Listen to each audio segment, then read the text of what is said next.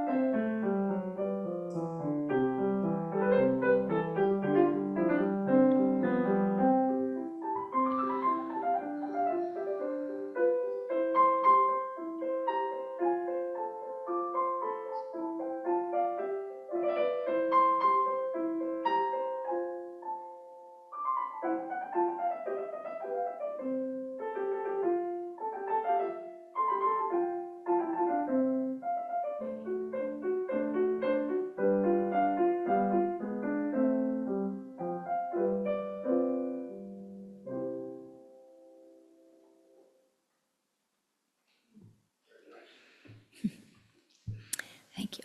Good morning, and welcome to the Unitarian Universalist of the Chester River. We come together here to explore our unique spiritual journeys and learn from each other. I hope that you will find words of wisdom this morning and supportive friends today. So welcome friends and members who are here in our church, in our sanctuary, and welcome those that are on Zoom this morning. Welcome to Michael Casey. Thank you for sharing your music with us. And welcome to Reverend Kimberly Debus, who's bringing her sermon entitled Hearts in a Holy Place. I have one announcement this morning. As you know, Eileen and Joan have started a group here in Kent County called Citizens Connect, and it's a really lovely opportunity to talk about some of the issues that we are facing. Their next meeting will be on Monday, September 15th, from 5 to 7. They'll be meeting at the Kent Cultural Alliance, and the topic for this evening is understanding and overcoming the rural-urban divide. There's going to be a speaker there, Anthony Flacavento. Thank you. And so it should be a really interesting evening and a really good topic. Yes. Sure. There's a little bit of confusion about the potluck coming up. Normally Friday, we're going to do it Saturday this coming weekend. The potluck is going to be this coming Saturday, the 20th, and afterwards will be the equinox celebration down in the Memorial Garden. So instead of Friday at our house, it'll be Saturday here in the foyer. See you then.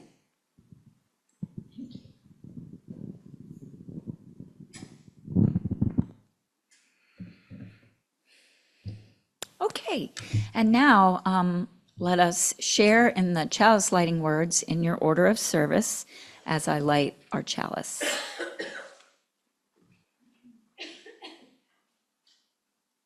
We light this chalice as a symbol of light and congregation. We light this chalice for truth. May the search for truth be within us always. We light the chalice for love. May the love for others be strong in our hearts. And now if you will stand as you are willing and able for hymn number 1 in the gray hymnal, May Nothing Evil Cross This Door. Do you want me to play through it first? That'd be awesome. Thank you.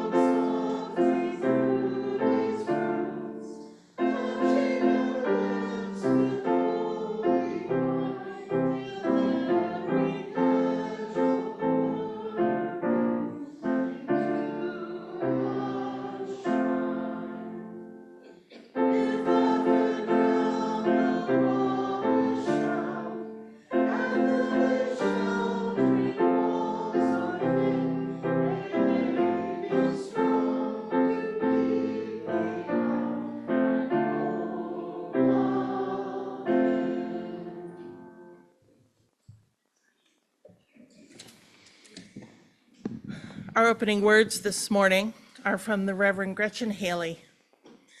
There is nothing you need to bring with you to be welcome here.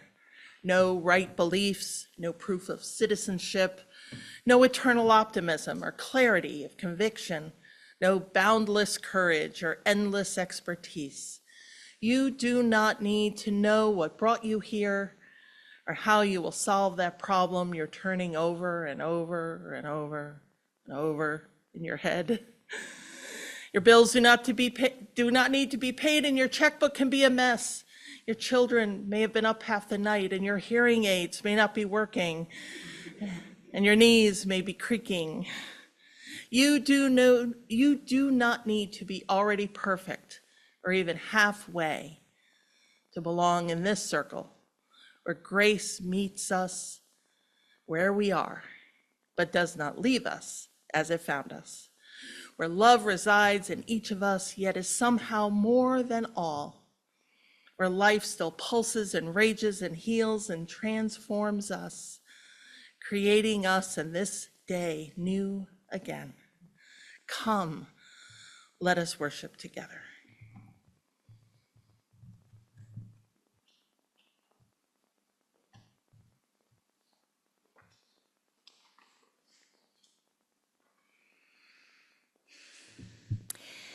And now I want to take a moment to allow us to center ourselves as we come into our time for the acknowledgements of the heart. So if you want, close your eyes, breathe gently and deeply. Ours is a welcoming community where we find connection, a spiritual community where we find meaning. Ours is a sharing community where our joys are amplified, a caring community where our sorrows are lessened. We take this moment to reflect on our joys and sorrows and acknowledge the mutual support of our community. If you would like, I would like to invite you to come forward to share a special joy or a sorrow, and I will light a candle for each as you share.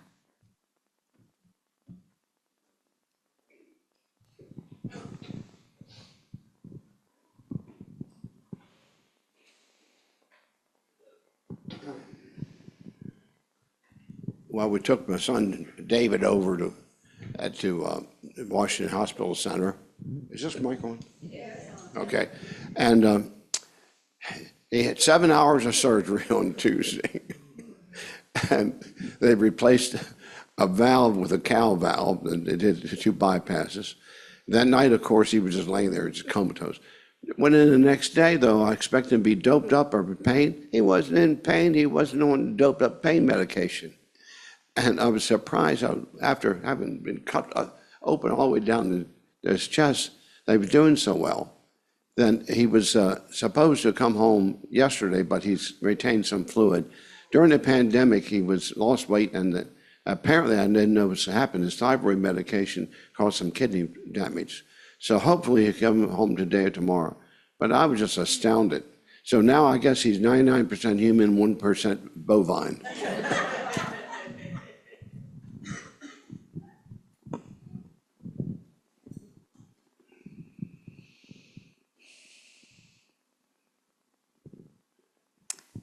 Quiet joys and sorrows. So I have a joy this morning.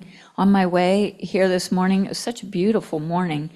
And the music that was playing on my radio was so perfect, older songs from my childhood, and it was one after another that just made my heart feel light. And so that's my joy this morning.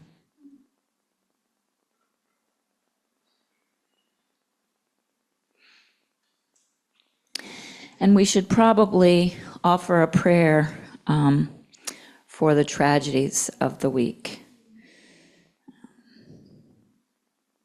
as there have been several.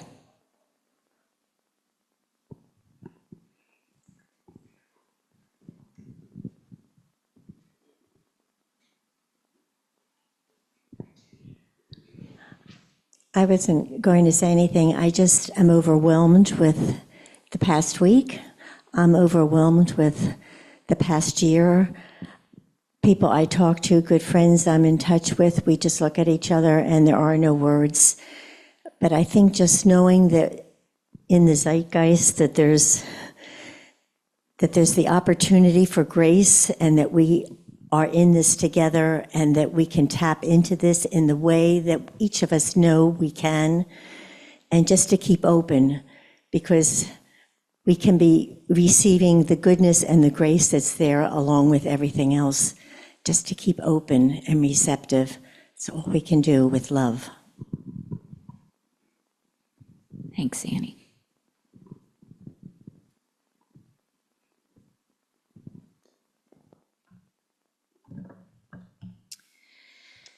May we remember those who have spoken, those they have named, and those we hold in silence in our hearts. Let us take a moment of silence.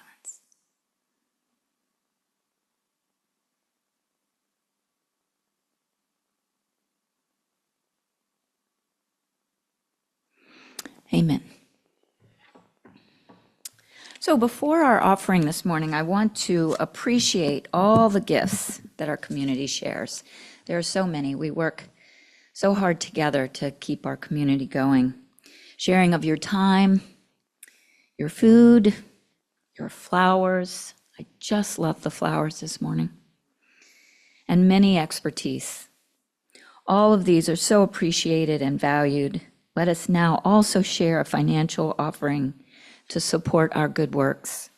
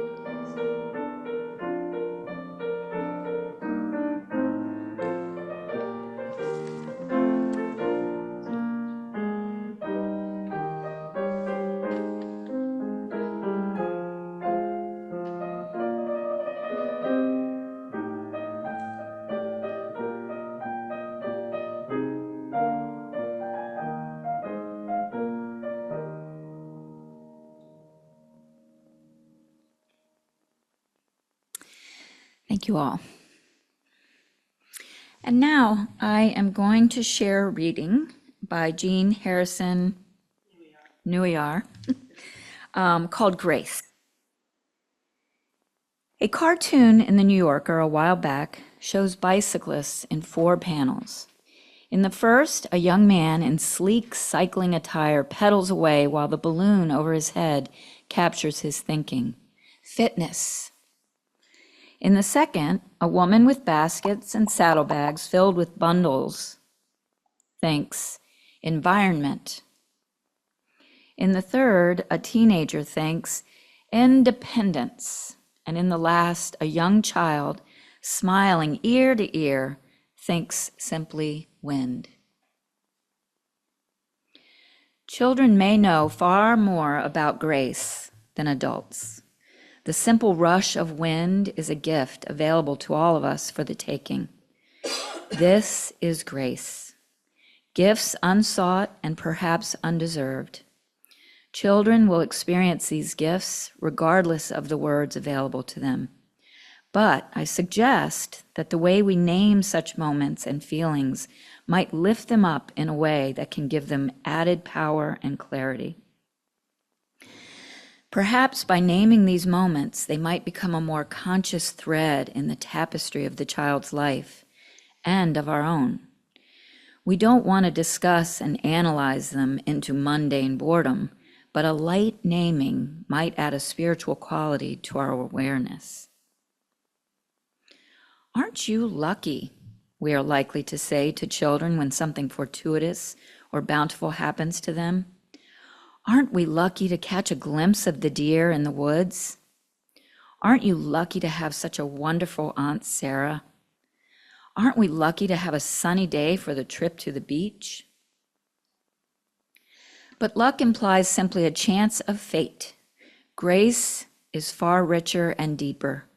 Grace suggests that there is a benevolence in the universe, a source of love and beauty, which in some measure is responsible for the elegance of the deer and the warmth of Aunt Sarah. It opens us to the sense of the divine in our lives. Grace is something you can never get, but only be given, says Frederick Buechner.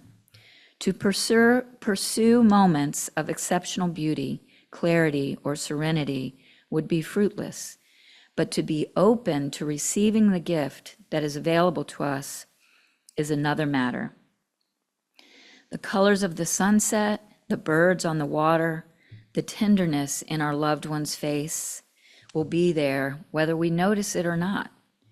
To be a person of faith is to be receptive to grace, to notice, to be attentive.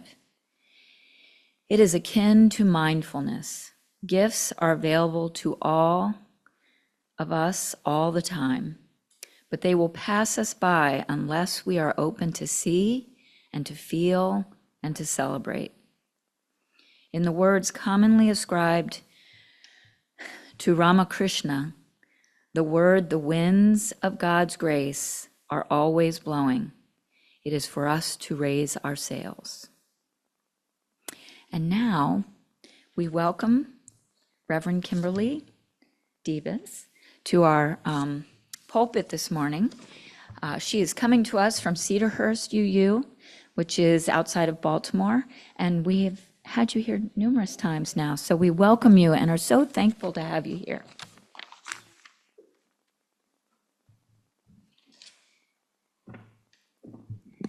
It's so good to be back with you all. There are some congregations that are lovely to be with and some that are like a warm hug. And you're one of the warm hug congregations that I have the honor of visiting now and then. So, grace. That all sounds really great. It's not just luck, of course, and it's not something we work to get. Grace is mysterious. And we're often told to offer grace to other people. Oh, they just screwed up. Oh, they're just going through a hard time. They just don't understand. They don't know any better. Blah, blah, blah. We should show them some grace. And sometimes that's important to remember. Sometimes it's a little harder. If Ramakrishna is right and the winds of God's grace are, the winds of God's grace are always blowing and it's for us to raise our sails, what if we can't or don't want to? What if our hearts are not in a holy place? I remember back to February of 2017, and there was a New York Times article whose title was, "Liberals Need to Be Nicer to Conservatives." By your chuckles, I suspect you too have nothing but swears. That was hard. It was hard. And I did feel really frustrated. But I had more than swears. I had some words and some ideas. And I wrote an article for UU World called Kindness Over Niceness.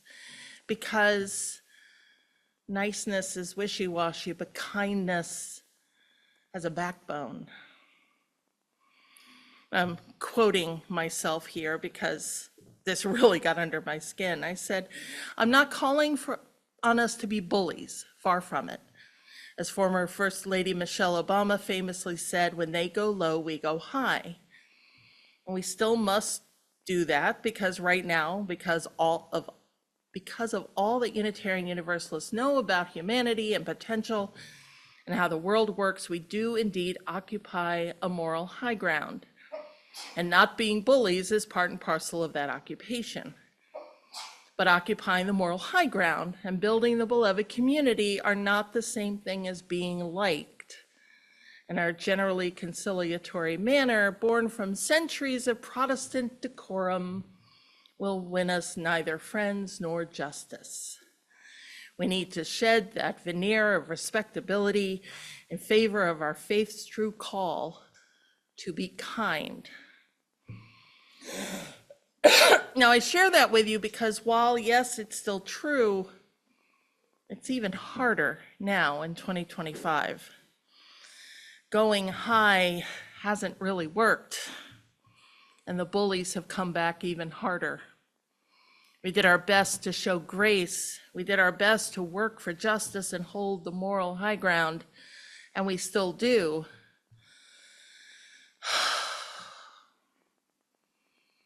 But it's hard. And there are a lot of days when my heart is not in a holy place and I'm not showing a lot of grace. The anger is real. It is so hard to watch our values compromised, to watch people be greedy instead of generous, to watch people be violent to others instead of respecting their inherent worth and dignity, to wanting to destroy any idea of equity and justice, to not want to be transformed but be stuck. It's hard to watch people being harmed, hard to watch families torn apart, hard to watch carelessness, greed, hate, homophobia, transphobia, racism, misogyny. It's hard to watch hypocrisy. How can we show grace when we are met with hate?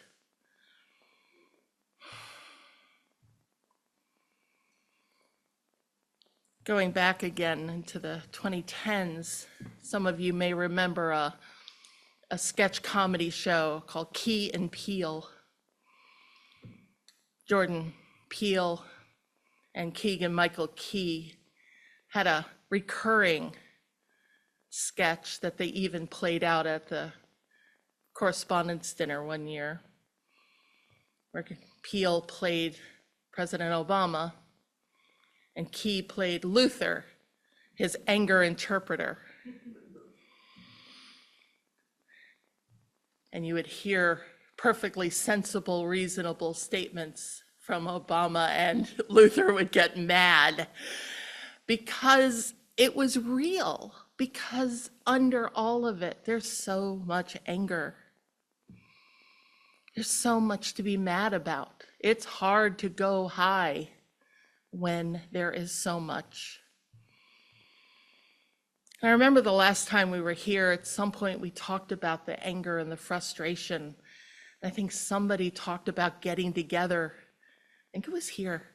Talked about getting together and having tea, but swearing, getting it all out, right? Because anger and rage are normal emotions. We're not out of control when we are angry at what is happening to our country, what is happening to our fellow humans. I mean, remember the movie Inside Out, anger was one of the main 4 emotions, right? It's real, it's useful, it fuels us. Anytime someone wrongs you, it's okay to be angry. Anytime you see injustice, it's okay to be angry. It can be really helpful.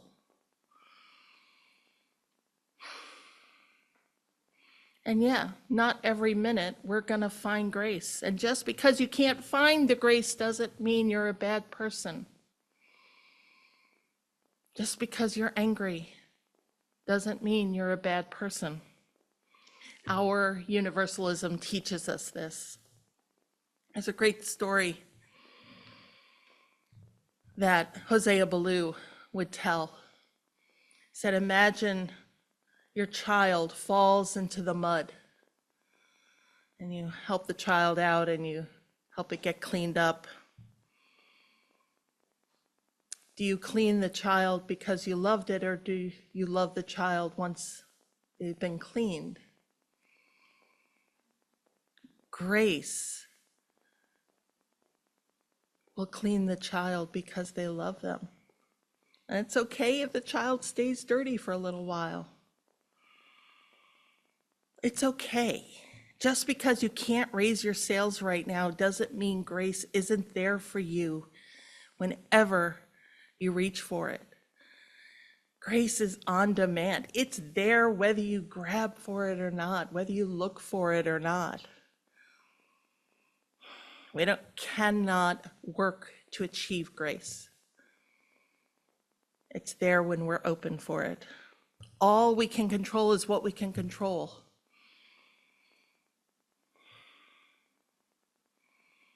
Some examples. The first is simply about social media. What can we do about the intake of news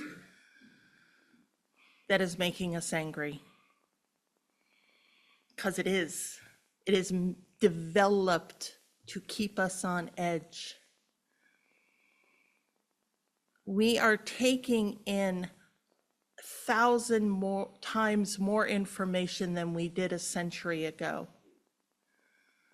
Is it any wonder we can't remember things and we're on edge and we're wondering, and then when we get caught up and we want to learn everything about what's happening, we get sucked into these holes deeper and deeper, learning more, trying to make sense of the world.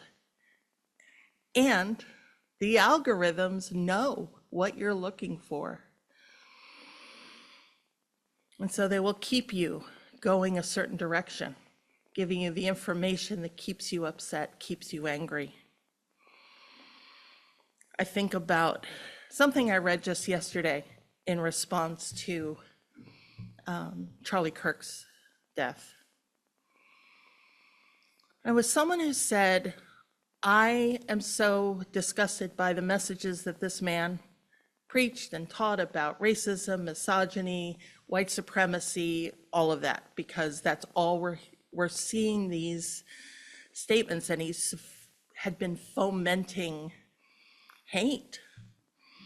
But the writer said, then I talked to a friend who was in deep mourning because all she ever saw of him, all the media she saw of him, all the speeches, were of a good, solid, loving family man, that he was reasonable, that he was caring. She had no idea of the hate that he was spewing because it never crossed her path. And in fact, she never even heard about, and I'm forgetting the names, the legislator in Michigan. She and her husband and the dog never heard about that. So of course there was no outrage for that. And it struck me how this mismatch is part of what we get sucked into. We're hearing one side of the story, they're hearing a different side of the story, and both things are true. But how do you balance that? The woman writing this said her friend was horrified to hear some of these other statements that he'd made because they never crossed her path. They completely changed who she understood. It's like when we found out about Bill Cosby, right? How can this be true? Bill Cosby taught me how to do art and read. How can this be true, right? The same thing is happening now. And so we're angry because we're set up to be angry, and we lose nuance sometimes. One of the things I advise a lot of people to do is be really careful about your intake of news. And if it feels hard, or you feel like you're getting sucked in by watching it, listen.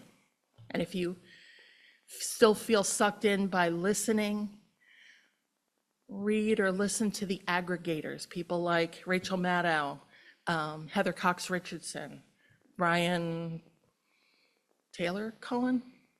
Brian Tyler Cohen, thank you. The people who are processing that. Walk away, turn off your phones, turn off the TV for a little while. Because we can't control necessarily what's coming at us, but we can control how we engage with it. Another example comes from a movie called 28 Days, starring Sandra Bullock. She plays a woman dealing with alcoholism and drug addiction and finds herself in a 28-day rehab center. And among the people who wind up there are a major league pitcher, played by Viggo Mortensen. And she's walking in the woods one day and she sees him with a big box of balls and he's throwing them, keeping his arm in, practicing pitching against a mattress. And they go through a bit of a back and forth. She doesn't want to try, he's getting her to try. And she throws, it goes wildly. And then he has her close her eyes and helps her with her stance. And then says, concentrate on what you can do. Your stance, your arm, because once the ball leaves, that's somebody else's problem. Well, as it turns out, she throws a strike because she's concentrating on what she can control. And I feel like this is such an important lesson for us right now. What can we control? Because there's a whole lot out there we can't do a thing about, right? What can we do? We find avenues for our rage, find avenues to deal with it. Check in with yourself. There's an acronym, HALT. If you get really in it, are you hungry, angry, lonely, or tired? If you're angry, or if you're hungry, go eat something. If you're angry, find ways to separate yourself from that moment. Find something joyful you can bring in. If you're lonely, call a friend. Go out to a store. Go sit in a coffee shop. Call someone. And if you're tired, take a nap.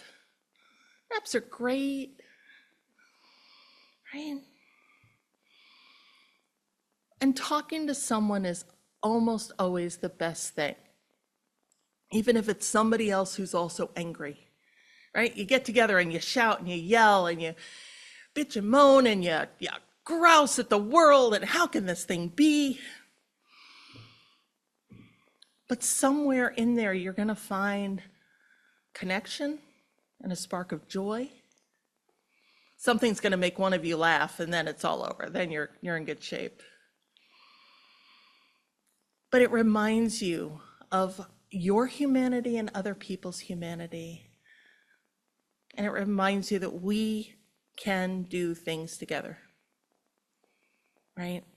Because our rage unaddressed winds up hurting us. But our rage let out and turned into action, well, that's something else. So get involved, do something. Have courage to do something. And it could be small. Honest to God, it could be a letter to a Congress critter. It could be, doing that donation to the food bank. It could be helping a neighbor. It could be spending an hour helping someone or being at a protest or going to town hall meetings or whatever it is, do something. Have the courage to do it. I know we're all in different places in our lives. Some of us are well past our boots on the ground marching years, but there's still stuff we can do. Let that anger propel you to action. You're seeing injustice, that should make you angry. What can you do about it? One little thing, what's the one little thing you can do when you see that? So it's okay to be angry. Don't get cynical. When you get cynical, you wind up sitting on your couch. Because nothing will do anything. There's no point in doing anything. So why should I bother doing anything? I'm just going to sit here and be miserable. I'm cynical. But if you remember, and that's what other people are there for, you remember that your rage is pointing you toward action, even the smallest action. You can stay optimistic and hopeful and positive about change, because then you're actually going to do something. When you stay cynical, they win. There is an idea that we who believe in freedom sit back and are nice and just go high and offer platitudes, but they've underestimated the power of our commitment. So don't get cynical. As hard as things are, keep finding hope. Keep looking for hope. Keep holding on to hope. Or better yet, keep letting hope hold you. Last week, I shared a piece with the Cedarhurst congregation written by John Rodell, which is about a man who was holding on to hope so tight. And it was hard to hold because the gem of hope was so heavy and so hard, and one day he lost it. And a little while later, he met hope again, but hope now was a river. Because hope said, you don't have to carry me, let me carry you. What happens when we let hope carry us? What does that look like? Well, it looks like you all. One person can't do it alone, but two can get a thing done. A small group can encourage each other, and yes, I'm broadly paraphrasing the Marge Piercy poem. A congregation can share the load, share the burden, share the work, cheer each other on. Annie, your offering of joys and sorrows was exactly the kind of thing we need, that gives us hope, that holds this river of hope in this community. So I want to thank you.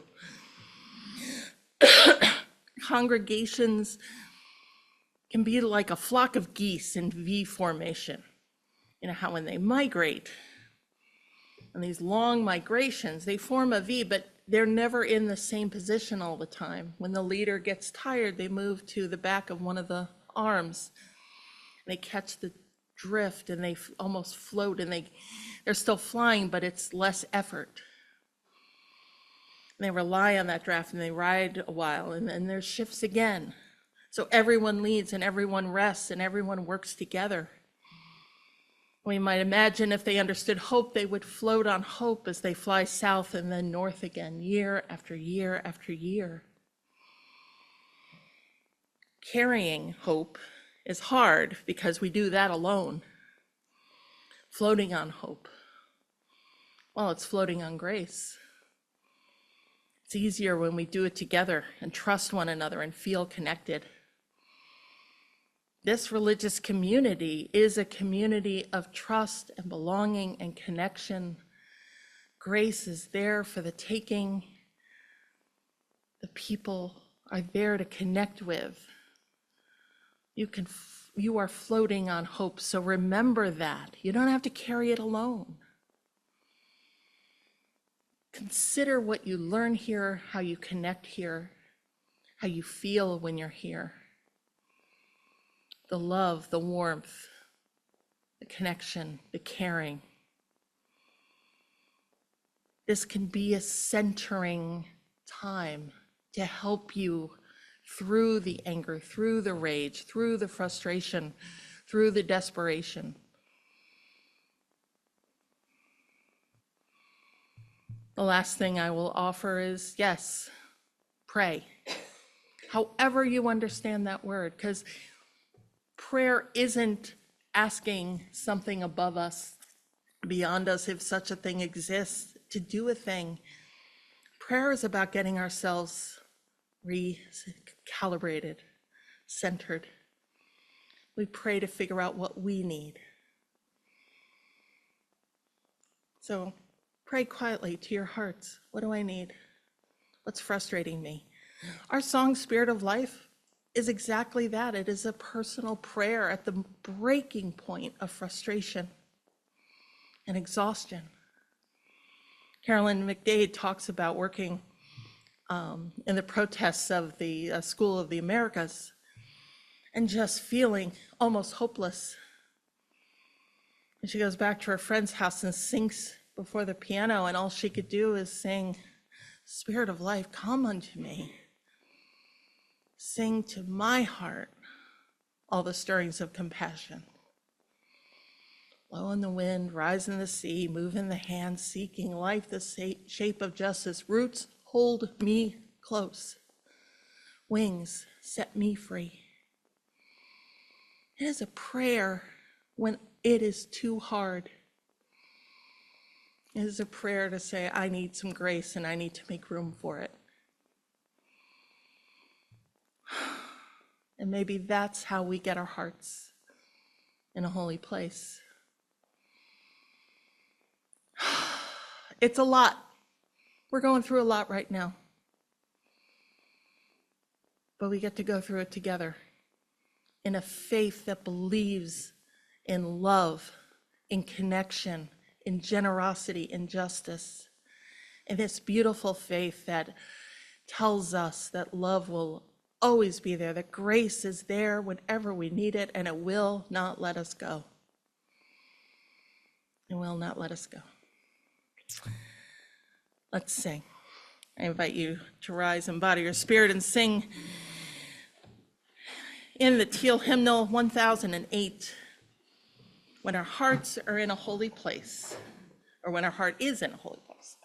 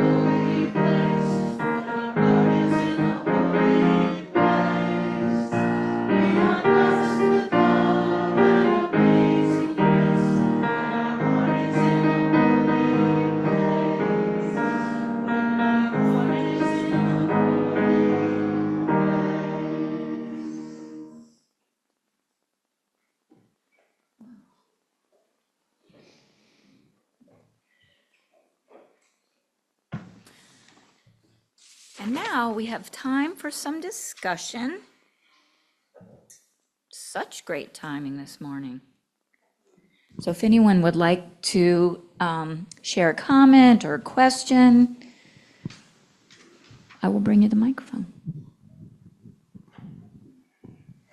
I just wanted to thank you. This was such a timely sermon, and I appreciate what you said. And I'm not sure that there's any grace in my story, but I decided to go kayaking yesterday. It was a beautiful day, and I'm rusty in a kayak and not as flexible as usual. But I managed to get myself in and way out into the middle of the water, maybe 45 minutes. When I discovered that there was a snake in the kayak. And for some reason, as I pondered what I was going to do next, it seemed like a metaphor for where we are in the world. And I decided that the only thing that I could do was keep my cool as it wandered around by my feet. And it took me quite a while to get to a place where there was a beach. And because I'm awkward in a kayak, when I was beached, it was then that I turned the kayak over by mistake and landed myself in the mud. But I decided that that's all right if we get muddy, if we accomplish our aim, because I did tip that snake out of the kayak.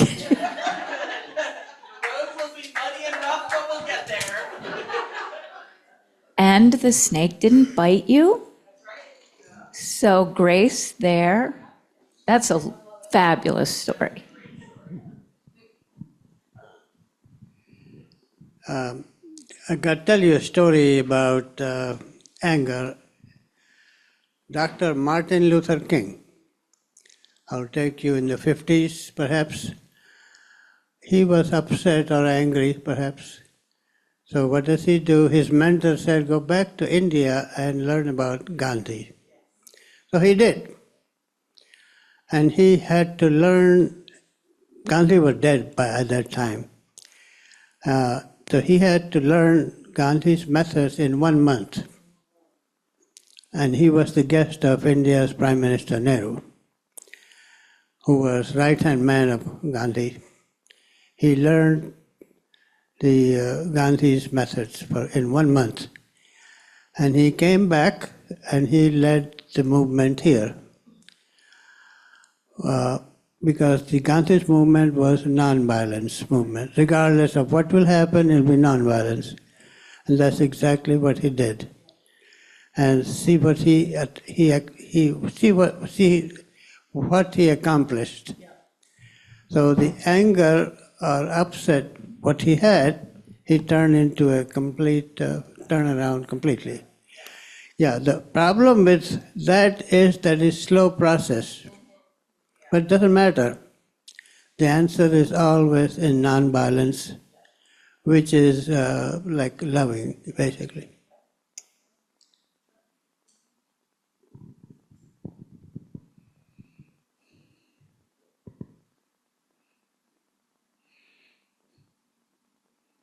We're a quiet congregation today.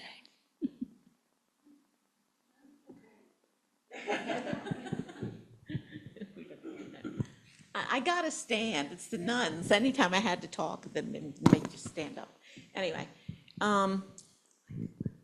okay. I'm not feeling anger. I'm feeling immense sadness. But also, I remember, as Buddha says, there is suffering, and nobody gets through life without one heck of a lot of it. So I try and remember that the person that is ranting and raging and doing things that I certainly don't agree with, he is also suffering. Trump is also suffering. So if I can get to that point, to remember that the people that are making me so angry are also suffering, then the compassion rises and it calms me. I don't know if it's calming them any, but it's calming me down. Thank you.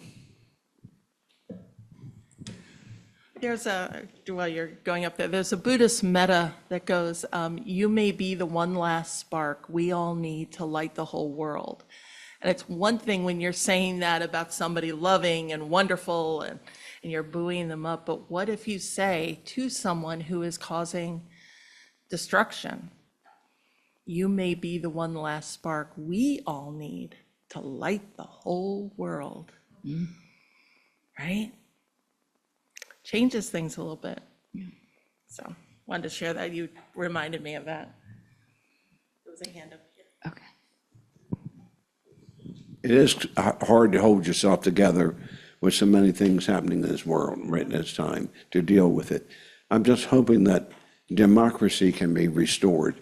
That worries me about this country, about can we ever get back to a democratic system, and how can we assure that it continues? I hope the midterms, I hope we have the wisdom of the people in the nation that will come together and solve these problems.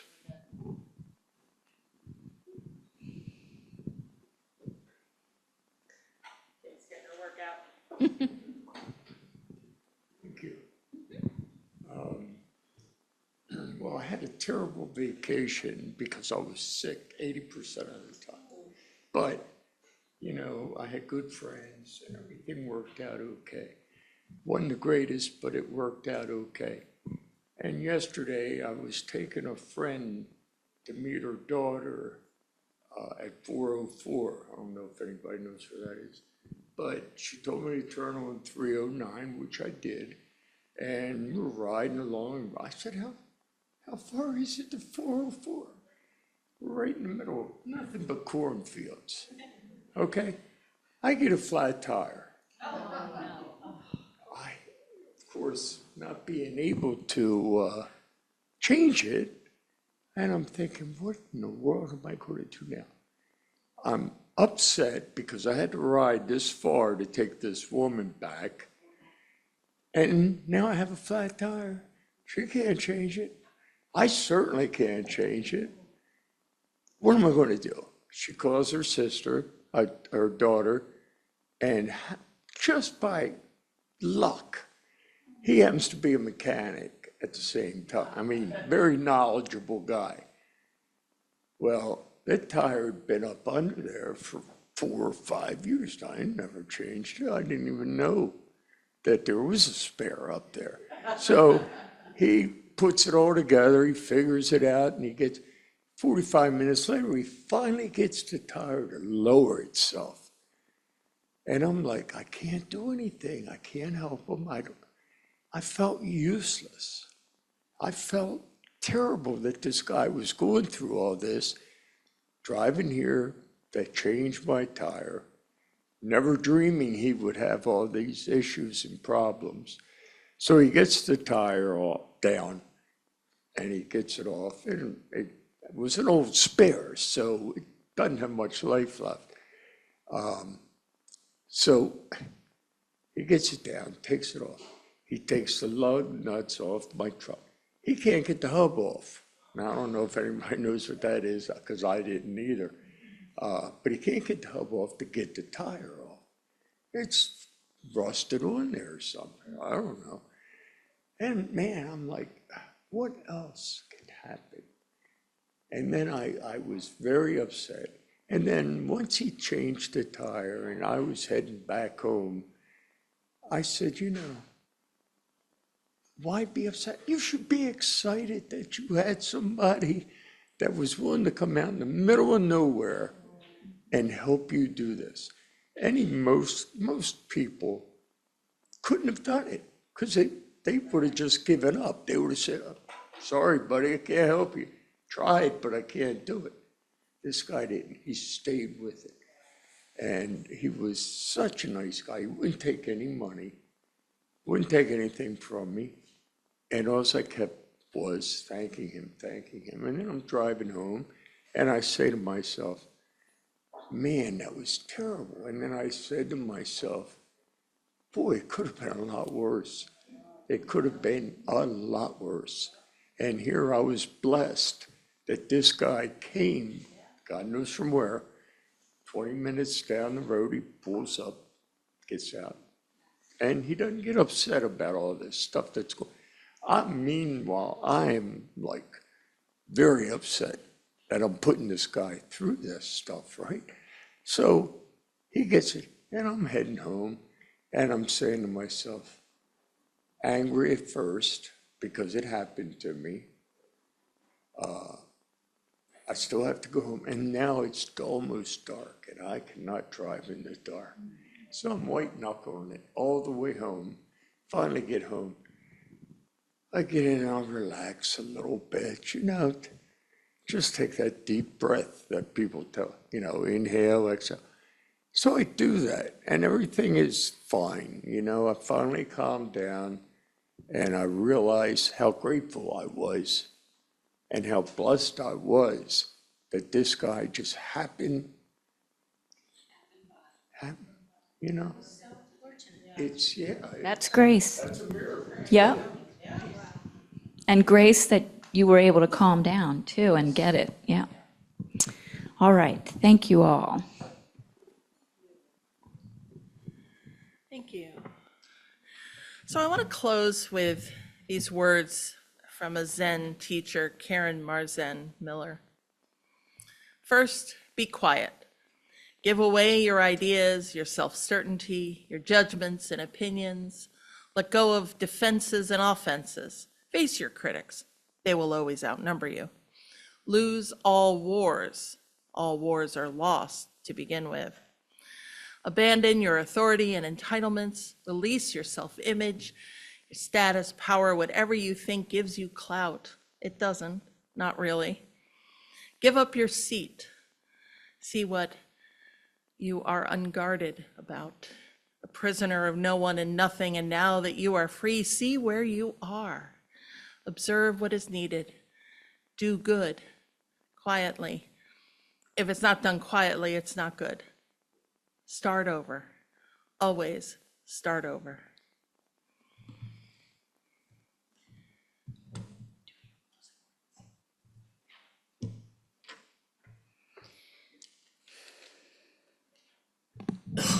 So I am regularly amazed at how our services come together and the things that get shared sort of randomly that fit everything that we're thinking about. And, someone said, how timely this sermon was. Well, this sermon's been planned for months, right?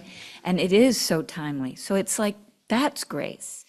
And I've come across some words this morning that go with today, and I'm going to call it a poem and just share it with you. It goes particularly with the words that were spoken before the sermon, the reading. A mother, father, and child had traveled in the beautiful day across the bay to a quiet place, a quiet island. It was very marshy and beautiful and sandy areas, and they stayed. As they strolled on the beach, they could see a breeze building across the water. Creates a ripple. It blew toward them and brushed the blonde wisps of hair back from the toddling daughter's sun-kissed face. Her mother leaned down close to her ear and whispered,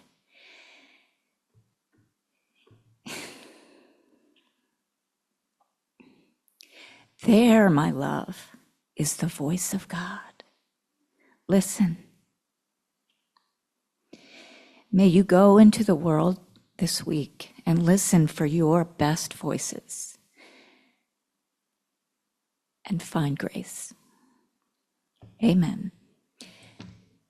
And let us now extinguish the chalice. The words are in your order of service. We extinguish This flame, but not the light of truth, the warmth of community, or the fire of commitment.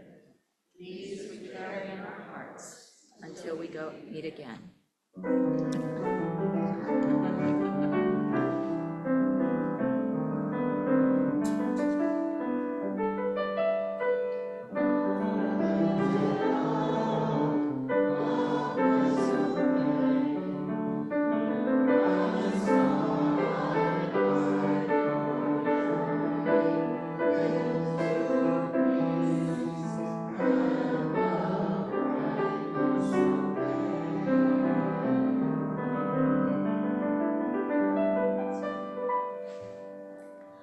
Go in peace.